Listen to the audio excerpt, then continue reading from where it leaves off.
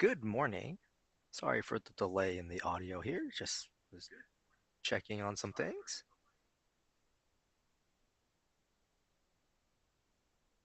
This is the virtual PBX-admin training. The training lasts about an hour, trying to get it a little bit below that if we can. It mostly just depends on load times and if I make an error of some sort. But with that, since we're already a little after 10 o'clock, let's go ahead and jump in and get started. You see on my screen here, I've got the dash login page, which is at dash.virtualpbx.com. To get logged in, we need three pieces of information. The first is your email address or your username. That should be in all lowercase letters. Your password, which is case sensitive. And then your account name, which is typically your organization name. If you can't log in, down here, just above the sign-in bar is a forgot your info link. You can click on that, flips the box around. We still need your email address. And then we need one of the two following pieces of information. Right? So either the account name, right, or a phone number that's on the account, and that's a customer-facing phone number. Then you click on the reset password bar here at the bottom. That's going to send you an email. In the body of the email, there'll be a link that temporarily logs you in to let you change your password. Then it logs you right back out. So then you come back here and enter in that new password. You have the option here to click on Remember Me, and then you click on Sign In. And I think I forgot to mention at the top, we do record these trainings, so if you can't stay for the whole time, you can come back and watch it later. Also, let you share your this link with other staff members who need to be system admins. All right, so here we have our main dashboard page. Along the top here is your name. You click on your name at any time to get to your user portal. That's where you would do things like change your password right here. You can change your time zone and language. And that's what the display language of the web page is for you. As a system admin over here on the left, you can click on the account level settings, like changing the technical contact, the time zone and language for the entire, for all your users. Admins can also manage the add-ons on the account. These are just additional dash features you can add to your account. There'll be things like the virtual text forward, auto attendance, dynamic caller ID, advanced reporting. If there's a fee associated with that add-on, there'll be a pop-up to let you know what the fee amount is. You have to confirm that to continue, right? You can cancel out so that way you're not adding the feature and the fee if you don't want it after all. Then over here on the left, we have the billing portal. You would click on this link here. That actually will take you to the billing portal itself. It's going to actually enter your email address. It will then send you a PIN number to get you logged in. That's where you would go to update your payment method, right? Update the credit card, see previous invoices, and that sort of thing. Any system admin can also click on the cancel account link here, and it'll eventually show up here. You can click on this red cancel button here and follow the steps. This will cancel your account at the end of the current billing cycle, right? After that, you don't have to do anything else. Something to keep in mind before you cancel, make sure you've ported out any phone numbers you want to keep because you want to make sure the account is active on both sides. Once you're done in here, click on the close button here towards the top right. Now to the right of my name, I have a D&D toggle, which most of us are going to have. That stands for do not disturb. Mine is currently active because it's white. And that just means I'm not accepting calls, right? Someone tries to call my user, they're going to go right to voicemail. Now, if you're part of the call center, right, assigned to an ACD queue, you will not have this toggle. Those two features don't play well together. Next to the right here, we have the little phone icon here. This opens up a new tab and takes you to webphone.virtualpbx.net. If you have a web phone device on your user, you can log into that page using your dash login information, which allows you to use Chrome or Firefox on your computer to make and receive calls. A web phone does count as a VoIP phone, just so you're aware of that. Then we have the little chat icon here. This opens up a new tab and takes you to virtualtext.app. This has its own login information, and that is one of the ways you would make use of the virtual text feature. Little question mark icon. This opens up a chat window at the bottom right of your browser, so you can speak to one of our support staff members who can help you set up a particular feature. The three horizontal line icon here, when you mouse over it, it brings up the menu. Right, these get to other dash sections. I'll touch on these briefly, but most of them I'm going to refer to the support page, which is a link in the show notes, so you can get the full documentation there. Little arrow here to the far right is the logout icon, right? To log out of your dash account or end the current session. Down here in the middle, total users. This is how many people you have in your account making and receiving calls. Keep in mind, adding users will increase your bill. Then you have total devices, a total of 10. You have a breakdown of the kinds of devices. Yeah, keep in mind, soft phone, web phone, and SIP phone. Right, those are all kinds of VoIP devices, and generally speaking, that could increase your bill. Right, depends on your plan. Unregistered devices, this just means I've turned off one of the devices here on my dashboard versus removing it completely from the account. Total phone numbers, I have 15 on the account. Again, your account includes some amount of phone numbers as part of your monthly plan price. Typically, it's one main local number. Some plans, you get an additional allotment of one local number per user. So I'm definitely paying an overage per phone number here. And that's an overage per number per month, typically $4.99 per number. Breakdown of spare and assigned, that just means assigned numbers are numbers in use, right? I'm actively using them. Spare numbers count towards my allotment. I'm just haven't put them anywhere. They're not a main number. They're nothing right now. Then USDID, US toll-free. US toll-free is US Canada toll-free, right? 800 number, 888, all the way down to 833. USDID, just a US local number, right? Number in Santa Cruz, California, just like as if you have one in, say, Miami, Florida. If you want international phone numbers, you can do so.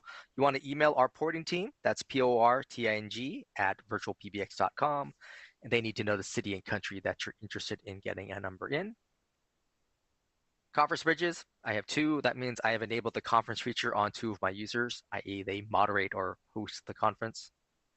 Over here towards the top right, I have my main number. You can have multiple main numbers on your account if you want. But they're all going to the same location on the account. They would all have the same main greeting. Conference bridge or conference number. Right, this is your main conference number. You can have multiple conference room numbers if you want. They all go to the same set of conference rooms. The fax box number, you can have one main fax box number. This is your inbound fax number. It also allows you to edit your fax box to allow for outbound faxing. The company directory, there's 2 links here. The first is a CSV file, right? Just download it, open it up with your favorite spreadsheet program. It's gonna have your staff, every user's name, email address, their extension number, and their devices. The soft phone link to the right here, that's for use with the VirtualPBX desktop soft phone application. So if you're using the VirtualPBX soft phone on a Mac or Windows PC, you could download this file, upload it to the soft phone app, and in the contacts section of your VirtualPBX soft phone, you'll see your other staff members listed there, and you'll see the status of the VirtualPBX soft phones. Right? So I could tell if my colleague Mike is on a call on his soft phone. Right? So I can say, oh, okay, I have to wait till he's done with that call before I can give him a call. It's not going to show the status of the other phones that that user might have. The VirtualPBX store, this opens up a new link or new tab, excuse me, takes you to store.virtualpbx.com where you would order things like a VoIP phone.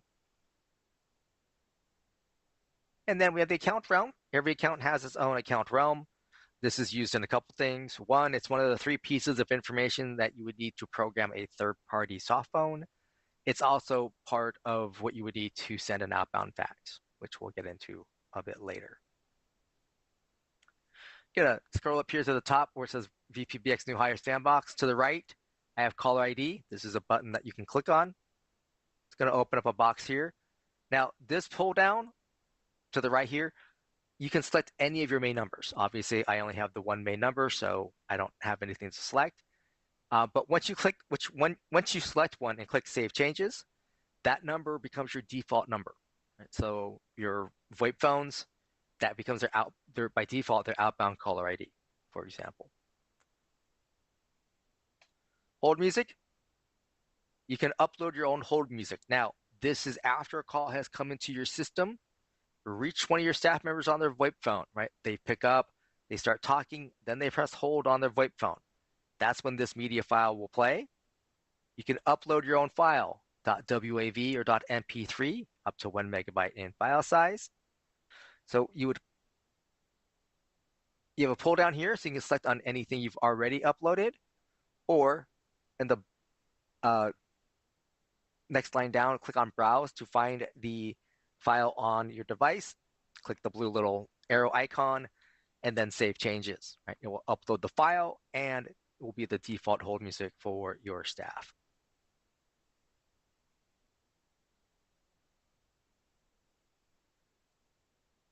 Now, hours is part of main number. We don't want to get into that until we've got users and groups. So over here on the left, I'm going to click on the users. It's the little person sitting at a desk icon. So this page shows all your users. People with the blue suit icon, like Ariel here, that's a system admin. Dante is just a gray person icon. He is just a standard user. He has very limited access. Like he can check his voicemail, he can set up his call forwarding. That's pretty much it. He can't add his own devices, anything of that nature, or anything, most of what we're talking about here. Now up here at the top, you can click on Add User. Going to give a box you need to fill out. Right? So first name, last name, pretty easy to figure out. Email address used for login. This needs to be unique for each user. Right? So you can't reuse an email address among multiple staff people. This is how your system communicates with your staff. Right, so password reset emails would go here. Voicemail notifications would go here. Password, create a password for the user. This is something they can change on their own once they get logged in the first time.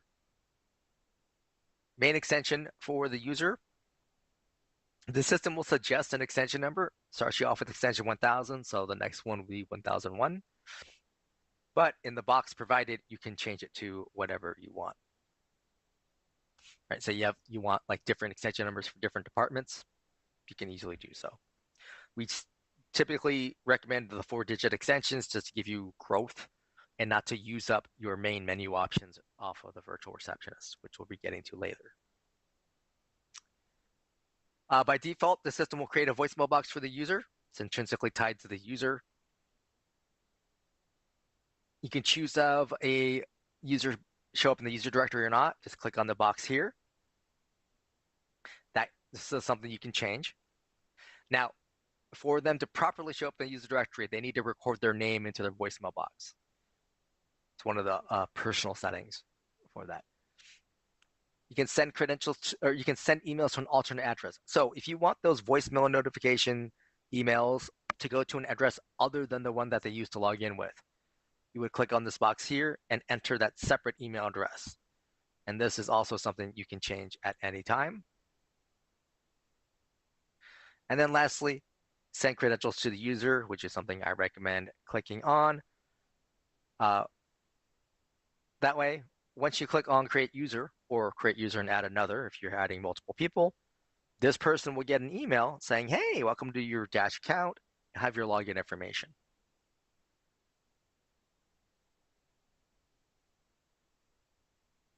Now, once a user is created, you can click on their name. Right, so if necessary, you can click change their name, right? I.e., someone changed their last name because they got married, or maybe you made a typo, or maybe HR made a typo when they sent you the documentation. Here's your option to change their credentials. All right, so you can change their email address, you can change their password. You also have the option here to send them the password reset so they could just change it themselves. Here's your option to change their voicemail box PIN number temporarily. Just enter 4 digits and click on Save Changes. Here's the option to send to an alternate address. And then here's the option to be in the user directory or not. For you on the right, this little person icon, this pull down allows you to change a user into an admin or an admin to a user. The little clock icon here, this pull down lets you change the time zone for the user, right? So that way their voicemail timestamps are showing the correct time for them. The flag icon here, this pull down lets you change the display language for this specific user, English, French, German, or Russian. Ringing timeout by default is 20 seconds. This is plenty of time to send calls to a VoIP phone or a landline. If you have a user who's only using a cell phone, you'd probably want to increase this to 30 seconds, maybe as much as 45. Any changes, click on Save Changes. Extension box, right? You already had the one extension that you created with the user. You can always add an additional extension if you want to, right? Just enter in the new extension number and then Save Changes. Users can have their own phone numbers if you want them to have them. You have two options here, add from spare or by new. Add from spare is using one of your spare numbers, right? A number you're not currently using. By numbers is how you add new numbers to the account. So add from spare, pretty easy. Gives you a list of the available phone numbers, and you can click on the box in front of a number you like, and then click on Add Selected, and then click on Save Changes. By numbers, you have local toll-free. We'll start with toll-free. Choose the toll-free prefix you want to work with, and then click on Search. This will give you a list of available numbers. This list is a dynamic list, so you're actually competing with other people in real time. So you want to complete the process completely. So you can scroll down and it'll populate more numbers. Click Add on any number you like. You can add multiple numbers if you're so inclined. You don't have to, add a single number. Once you're done, right? So just because it's in my cart, I haven't reserved the number, right? But once I click By Numbers, now I'm actually acquiring that number. So here the system is verifying, yes, the number was truly available, and then adding it to the account, and in this case, adding it to the specific location.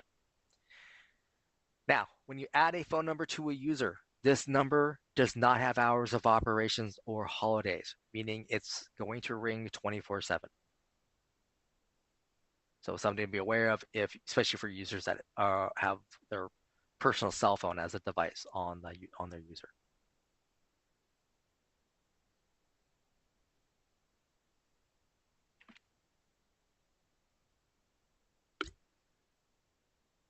And this is taking a little longer than normal.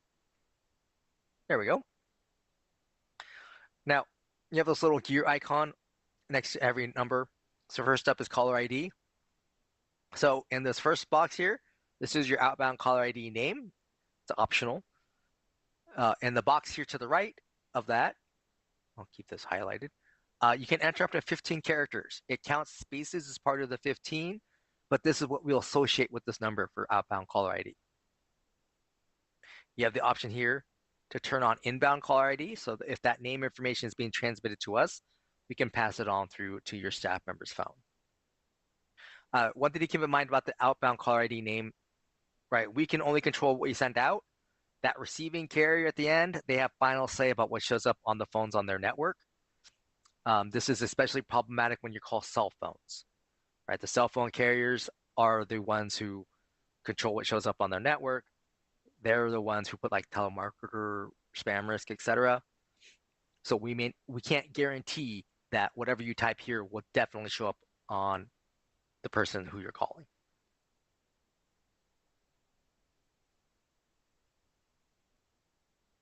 E911, each phone number can have its own E911 address.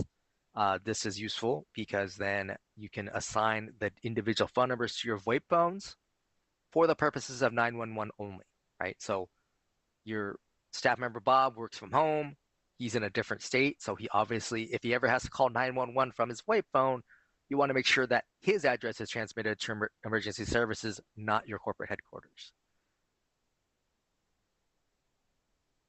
And then I'm going to cover prepend here, assuming my mouse cooperates with me here. There we go.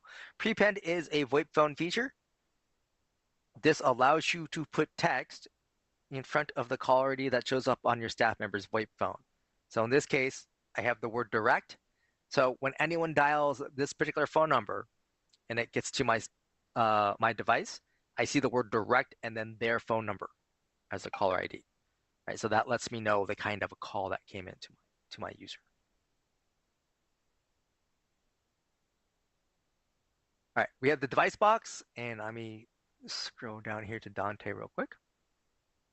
The main thing I want to cover here are the couple things. One, we do recommend to add devices directly to the user. Just saves you a step. Just makes it easier overall to keep track of. But the other reason I want to come here is for the soft phone. So whenever you add a soft phone or web phone, you're going to get this warning message. Please read it at least once. Once you click close, you're going to get this big box. So this is defaults to a third-party soft phone, right? So you're using someone else's soft phone application. That's fine. You would record the information here for the SIP username, click on the SIP password box, and then copy and paste this. Please don't change it or delete it.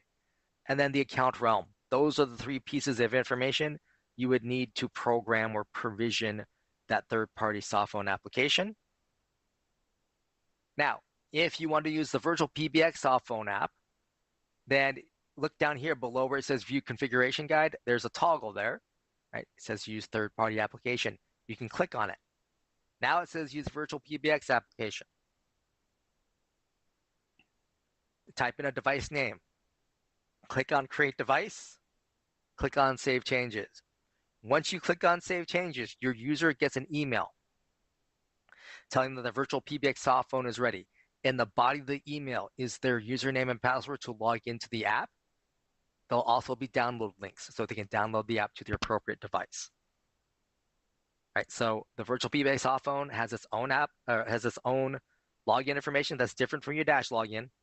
Right, it has its own app, and you can only add that VirtualPBX soft phone to the user directly. There's nowhere else you can add it.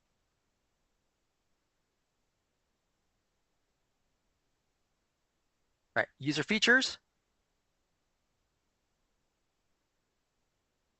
Most of these you can look in the support page link in the show notes to get a better idea of what they can do. I want to cover a couple just briefly here though. Voicemail box, right? Every user can start off with a voicemail box. Voicemail boxes can hold up to 100 messages. After that, they are full. Now, you have a couple ways that you'll be able to listen to the messages, right? One of those is because of this here, right? Or even this toggle showing here, which is we attach messages to email, right? So someone leaves a voicemail, you get an email saying, hey, you have a voicemail, date, time, phone numbers involved, voicemail box, MP3 attachment, right? You can just click on it, listen to it on your device. Whether that's your computer or you're checking your emails on your cell phone. Now, you also have the option here to delete after notification. So after that email is sent off, if you check this box here, the system can delete the voicemail message from the system completely. So then the voicemail box doesn't get full. The limitation there is you can only check via email then. Now, you can always check by calling in, right? So if you have a VoIP phone on your user, pick it up, dial *98, click call. That logs you directly into your voicemail box, enter your PIN number, and get your messages. And that first time you do that, right, if you haven't ever logged into your voicemail box, the system will walk you through creating your voicemail box PIN number and creating your voicemail box greeting. You can also access your voicemails via the user portal, which we'll get to at the end of the training. The other is Follow Me. And that is for users with multiple devices. So you would click on the Follow Me feature here, you would click on Enable. Now, one thing to keep in mind, this user has 3 devices. If I don't enable this feature, when a call comes to this user, all of his devices ring at once. Right? If I don't want that, right? I want to choose how the devices are going to ring, then I would click to enable this feature. It starts them off as do not ring. You have to tell the system which devices you want to make use of. Once you uncheck them, you have this little green bar that you can click and drag to set the ring time. Up here at the top, these are the durations. It defaults to 120 seconds. You can change that down. You can also click distribute, right? So now it equalizes out between these 2 devices like this every time. Click and drag.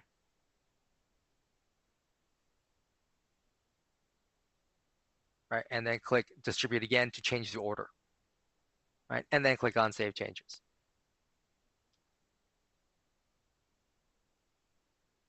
Now, one thing to keep in mind about the follow me settings, if this user is part of a group, which we're getting to next, calls from the group to this user ignore the follow me settings completely. So in this case, they're bringing all 3 devices.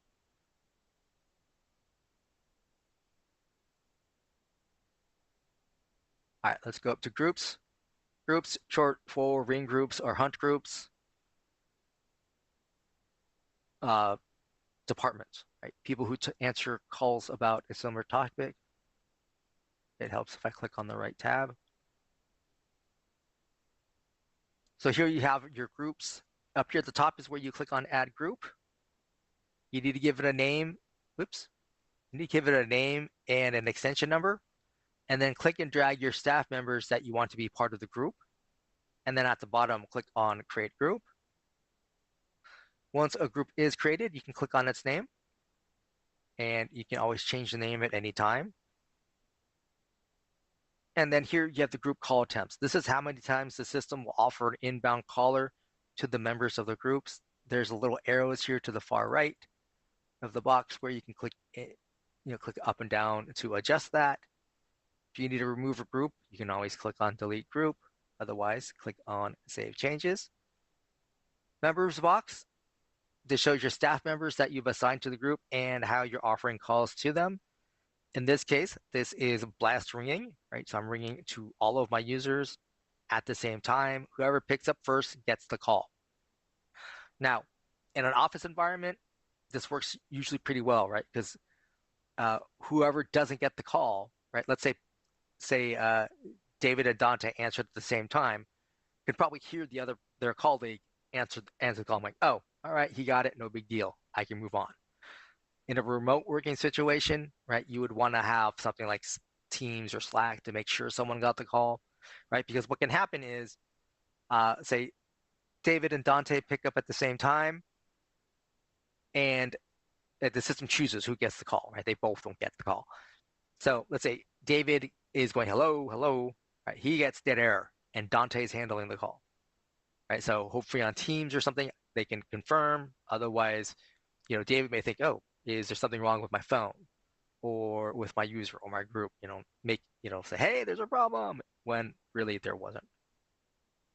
Now, groups, you have this duration box at the top, defaults to 120 seconds, right? You can change it down if you want to, right? Change it down to 90. In this case, it's not going to really show anything. You have this distribute option here. When you do this, calls will always be offered in this order. It doesn't matter if Dante here is on a call or not, right? If he's already on a call comes in the group, he still offered the call, right? He would hear a call waiting beep at most if he has that set up, right? Which means the person who's calling in has to wait 30 seconds or so before they're offered to David, right? Now, as an admin, you can always adjust this to shorten the hold times for these other people, so that way they're handled more quickly,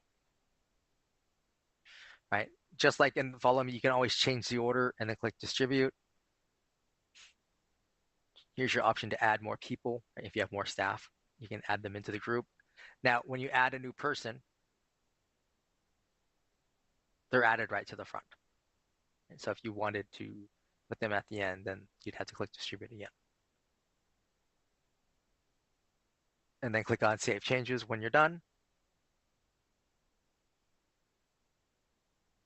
Oh, I should point out the groups and the call queues. The call queues are an advanced version of the groups, so you might want to look at the ACD Queues Pro demo in the show notes, just to get an idea of what they can do, um, just in case the groups doesn't sound like they're going to work for you. I would say test the groups first because they're included, whereas queues have an upgrade fee associated with them.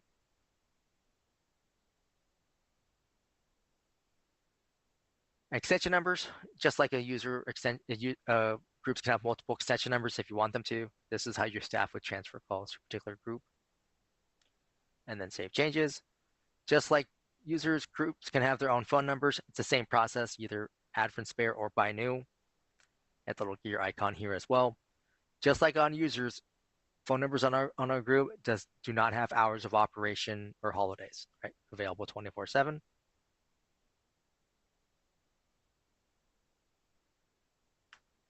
We got group features. First is ringback. So when someone calls into your group, right, your staff members' phones start ringing. That ringing sound is piped back to your inbound caller.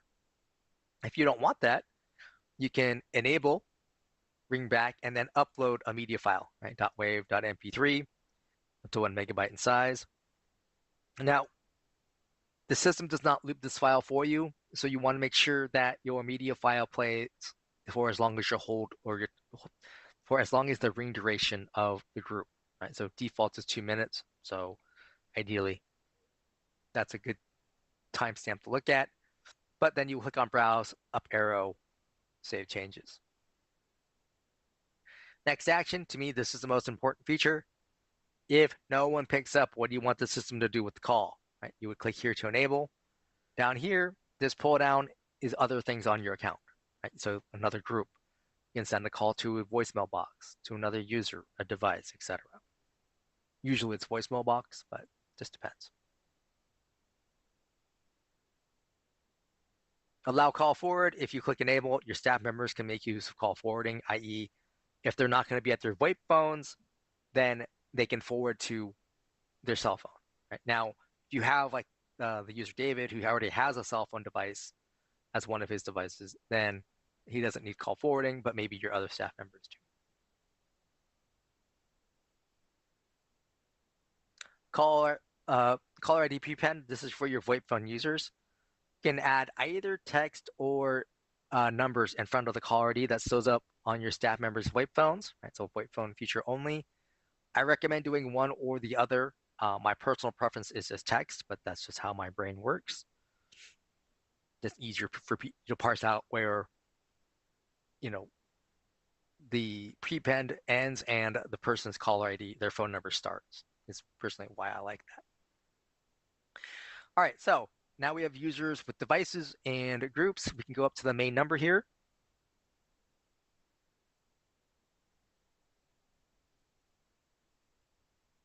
Main company numbers, you can have multiple numbers if you're so inclined, like you can add from spare. And so for instance, I can add, say these two, right? Click add from spare, and now they show up here. I've got the little gear icon so I can update the caller ID, E911 or prepend if necessary. Right, by numbers, local toll-free, same process as we showed under the user, but instead of adding it there, it would add directly here as a main number. If I decide I don't want a number as a main number, I would just click unassign, and now it's no longer here. Now, it's still a spare number, right? Still on my account. I haven't deleted it yet, which we can get to when we get to the numbers tab. Now, once you have a main number in place, you have office hour strategy, 24-hour open office. You're open 24/7, pretty easy. Otherwise, custom office hours, if you choose this for each day of the week that you're open, put a check mark in front of the day, and then set your open hours in 24-hour or military time. You also have the option here to say that you're closed for lunch. If you do so, just set your lunch hours in 24-hour or military time as well. Any changes you click on here, click on Save Changes. Office holidays, if you're closed for holidays, put a check mark here. And then over here on the right, click on Add Holiday. You have single day, date range, or advanced. Right? Each one of these creates a new row. Right? Single day, give it a name, choose the month and the day. Oops, here, save changes. Date range, right? Name, start date, end date, save changes. Advanced for Memorial Day, give it a name. Month, the second pull down, you have first through fifth as well as last. And then the day of the week. Right? Then save changes. If you need to remove a holiday, just click on the little trash icon and then save changes. Incoming call handling. So during my open hours, right? Well, one, you should notice these tabs here, right? Open hours, after hours, and holidays. So during my open hours from my main number or main numbers, calls are going to come in here and go to my virtual receptionist, which is a link that you can click on.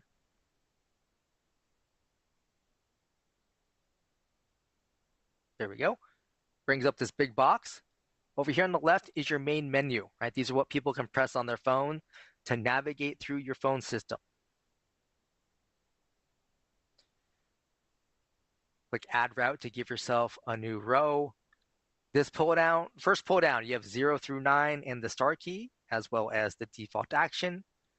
The second pull down is anything that you've already added to your system, right? Users, groups, voicemail boxes, devices, etc. Greetings. This is where you say thank you for calling, right? Usually say your business name, and then you can. The idea at that point is to give directions, right? Press 1 for sales, 2 for support, that sort of thing. You can have things like special promotions or whatnot. That is purely up to you. Text to speech. This is free. You just type in what you want the system to say. It reads it back in a computerized or robotic voice. The system names this file for you. So in this case, it's be my main open hours menu TTS. Right. So if I come in here, right, I typed it once. Oh, I missed something. Like I forgot a menu option. I just come in here and type in that new menu option. I will have 2 files called main open hours menu TTS. So if you make use of text-to-speech greetings, after you create one, on the left, there's a greetings tab, which we'll get to shortly. Find the main open hours menu TTS file and change the name, which we'll cover. Upload your own file, right? .wav, .mp3, up to 1 megabyte. Click on choose file and then update, save and save changes. Choose from an existing file. This pull down will show your media files that are on the account. That includes your voicemail greetings, any ringback files, etc. So that's why you want to use names that you can recognize easily for any of the pull downs. You can record it over the phone. Now, when it says pick up a phone, register this account, it means pick up a VoIP phone. Now, if you don't want to use a VoIP phone, then under settings, you want to come down here where it says allow outside recording and turn this on. The reason it's off by default is because that's a security feature. I.e., we don't want someone randomly figuring out the PIN number and then changing your main greeting on you. This PIN number here, it's unique to this account for this time of day. Right, so it only works during my open hours. If I called in on Saturday when I'm closed, this PIN number would not work. When you call in over the phone and record it this way, you're overriding the existing main greeting that's there. Right, it just replaces it with the content you're creating. Professional recording services. When you click order, this opens up a new tab. It takes you to a company called Snap Recordings, completely separate from us. They have different packages. When they're done, they email you the file, and you would just upload it up here. Settings. First up, number of retries on missed dial. This is how many times your inbound caller can make a mistake. Right? So 1 means they have 2 total attempts, right? They get 1 mistake, 2 attempts. dialing timeout, this is how much time the system waits for an additional button press, right? So a person calls in and enters 7, right? Because they think there's a menu option 7. The system waits for, what's it, 5 seconds here? It says, oh, they're done. It says, okay, there's no menu option 7, no extension 7. Then it either gives them the retry or it ends the call, etc. We covered outside recording. Allow dialing extensions by default. This is on, and this just means if someone enters the valid extension number, the system will transfer the call. If you turn this off, that means your inbound caller can only use your main menu options. And then the suppress the playing of invalid entry. What happens is, or what this is someone keeps entering a wrong option. The system by default will play a message that says we did not recognize your entry. Now, if there's a default action, it then transfers the call. In that instance, that's probably where you would want to turn the suppression on, because there's, they make their last bad attempt, then the system will just automatically transfer. Right? Now, if there's no default action, then the system would say we did not recognize your entry, and then say goodbye. And you probably want something there. Now, any changes you make to your main menu, your greetings, or your settings, you need to click Save here at the bottom.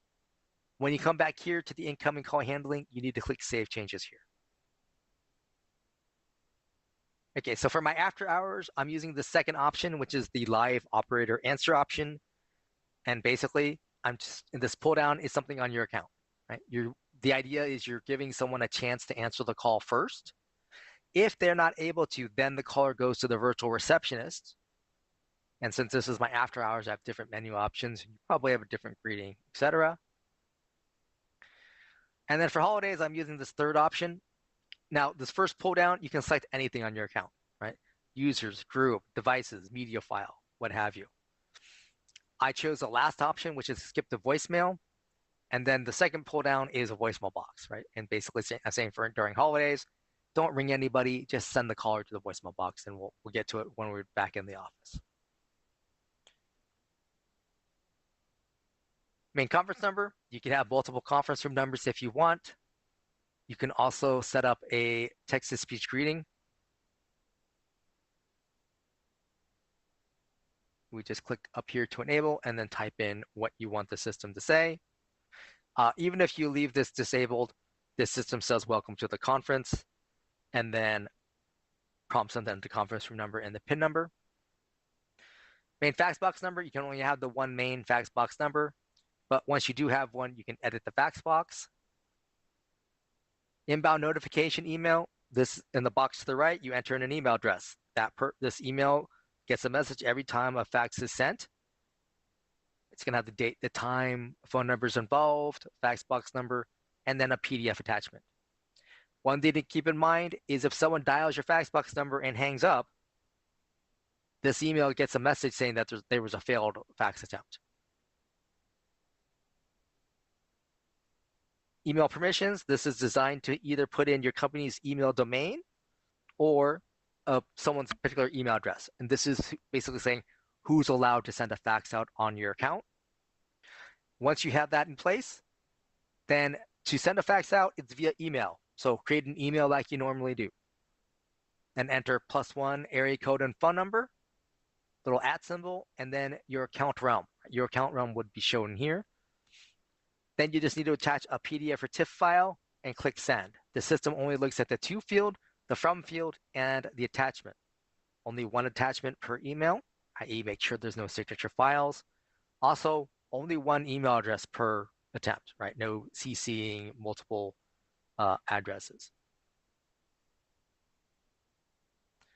Right, auto attendance, this is an add-on feature. This allows you to create additional auto attendants for, say, separate businesses, or if you wanted to do sub-menuing, right? One for English, two for Spanish, you would create them as their own attendants. Up here at the top, click Add Attendant. Give it a name, give it an extension number, click on Create Attendant. Once it's created, it defaults as unavailable in main menu, meaning it's a standalone attendant, separate business. If you click on the toggle, now it's available in main menu, right? So it can be a menu option off of your virtual receptionist It can even be a next action option off of your groups.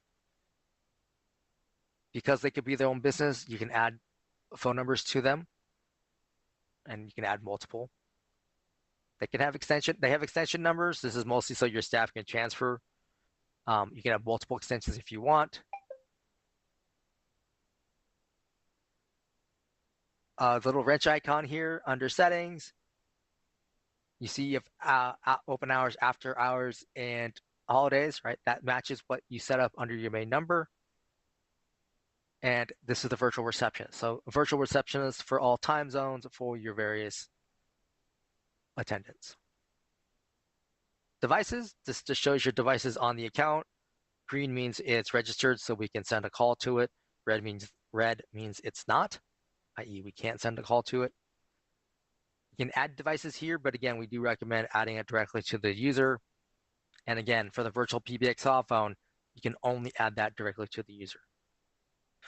One thing I do want to point out here is under the edit icon, the little wrench. Assuming it loads, there we go. Under advanced, you have emergency caller ID, right? This is where you would select a specific phone number for a specific device for the purposes of 911 only, right? So when this device calls 911, this is the address that is being transmitted.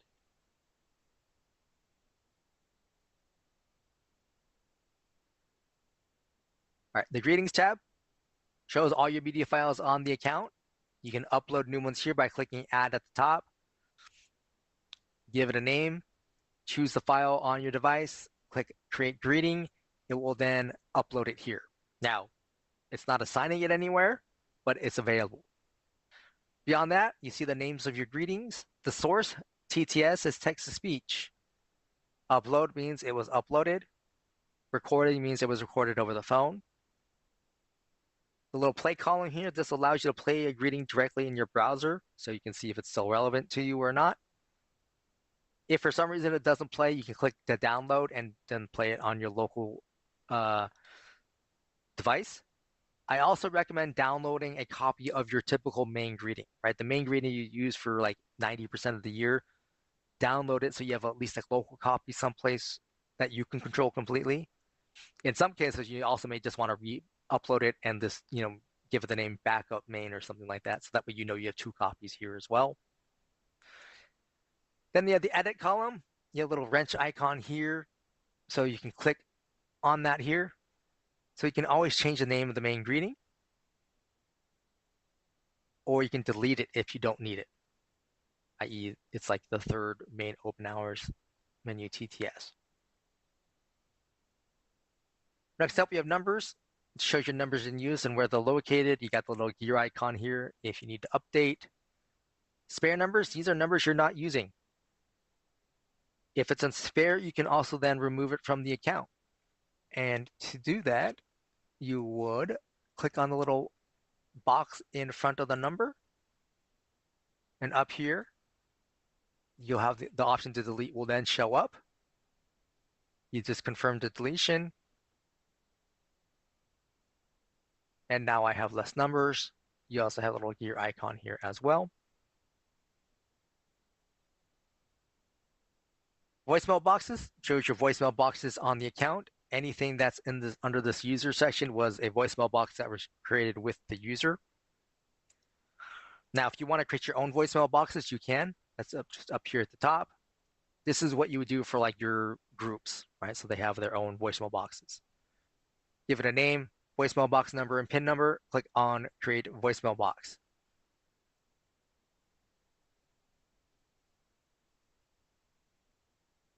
The voicemail box number, PIN number is what you would use to like listen to messages over the phone, or basically access the voicemail box over the phone. One thing to keep in mind is the voicemail box number is not an extension number. So dialing 3333 from my virtual receptionist will not get here. Now, once the voicemail box is created, you've got the greeting media. You can upload a file, .wav.mp3. Right, the pull down will show you any existing file. So you just have a generic voicemail file you want people to use. That's going to be there as well, or you can put that here as well. Even if you don't have one, the system will have, say, please leave a message at the beep. Temporary, this is for that out of office or vacation message. So if you have temporary and media file selected, only the temporary plays. Media file will not play again until that's sent back to none. Recipients, this is where you can add additional recipients to a voicemail box. Your users already have a built-in recipient, right? The email address used for login. But here you click on add recipient, enter the email address, keep clicking add until you're done, and then save changes. Options, if you already have a media file and recipients, then you can click on already set up. That way you won't accidentally change the voicemail greeting. And then down here, you can double check to make sure that you have the attached messages to email selected. Now, on this voicemail box, I've opted to delete after that notification because it is my support voicemail box. I don't want it to ever get full because that would unnerve my customers.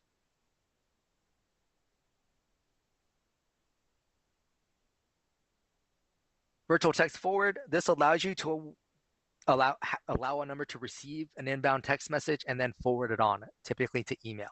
It is not for two-way text communication, but basically you click on add number, choose a number that's one of your spare numbers, right? i.e. a number you're not currently using it.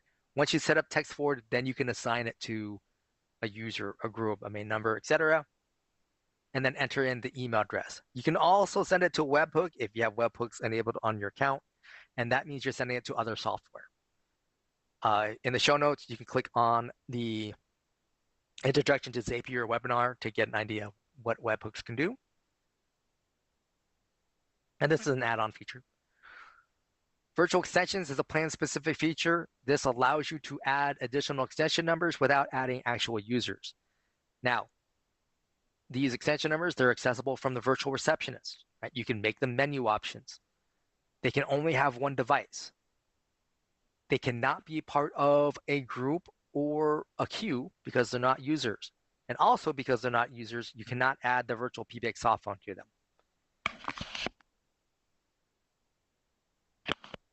Excuse me.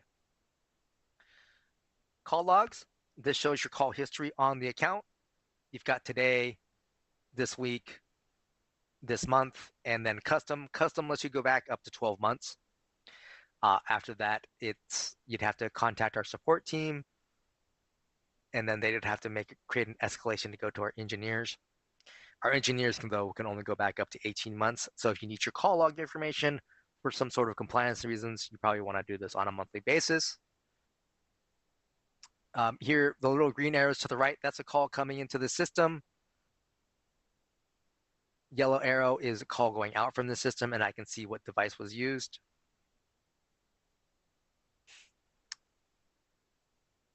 Let's see if I can find a...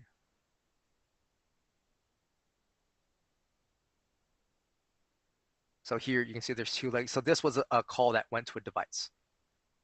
And I can see what device was rung to, but I can see it was not answered. Little fire extinguisher icon. This will create an email for you, pre-addressed to support@virtualpbx.com. It's going to include the technical details. Please indicate why you're sending in the email, right? i.e. the context. Feature codes. These are ways for your VoIP phone users to access Dash features directly from their VoIP phones. Please look at the show notes for further explanation. Next up, going under the menu here, blacklists. This allows you to create a list of phone numbers that you're blocking from reaching your system.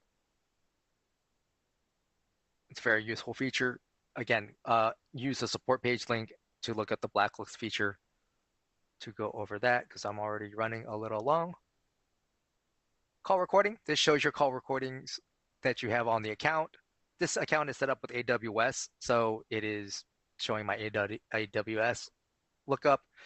If you're not using AWS, it would just take you to recordings.virtualpbx.com, which has its own, which uses your Dash login to log in, but then you would show your recordings there. AWS is just that we're storing the call recordings on Amazon Web Services. So for high volume, typically a better option. Also, I believe some insurance requires keeping call recordings for 10 years. That's also going to be what we recommend for that. Number manager, this just takes you to your spare number page. User portal, every user has access to their own user portal. It starts off on their voicemail tab. Here's where they manage the status of it by putting a little check mark. They can play it back and download it here. Other big thing that comes up is here. This is where your staff members set up call forwarding on their own.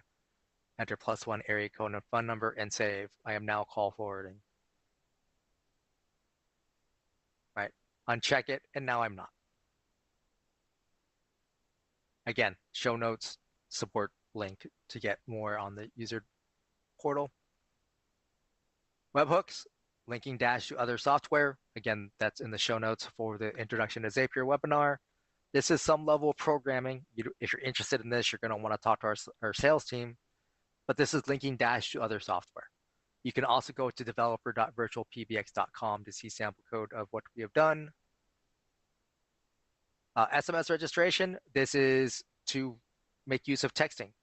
So you would want to read this page first. The second tab is where you would start the registration by clicking on the button down here, and then registration status. There is a one-time setup fee of $99, but once you've gone through this, then you can enable the virtual text feature on your account. Call center, this opens a new tab. This is for the ACD queues. You're going to want to look at the ACD QUEUES Pro demo to see what it can do. Again, it's an advanced version of groups. There's more options in terms of like routing. People can log themselves in and out, etc. Dynamic caller ID. This allows you to create rules to change the outbound caller ID for your VoIP phones.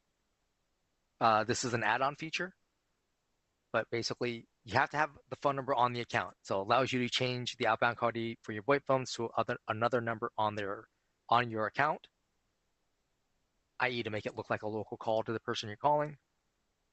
Faxes, this is your fax manager. So you can see your inbound faxes and then my outbound faxes. If there's an error or failure, just mouse over it. It'll give you some more details. The email to fax log, this will show you the system had a problem processing a request. Just click on the eyeball icon and you see that's the error here. It was no valid attachment. Reports is the advanced reporting demo. It has its own login information. You're going to want to go in the show notes. There's the advanced reporting demo there. Basically, you create your own custom reports. Voicemails, this lets you get to any voicemail box on the account, i.e. if a voicemail box is full, you can get to it as an admin. You can either move a message or even change its status. Integration AWS, this is where you would set up that linkage to AWS. You would just click on a new account. But here we need the account access ID, the secret access key, and then the bucket from AWS. And that is everything. I thank you for your time today. I'm sorry we ran a little long, but we do record these so you can come back later. And again, you can always refer to the show notes for those support links, as well as other videos in terms of the Zapier and ACD QUEUES Pro demo. Again, thank you for your time, and we'll be back next Tuesday.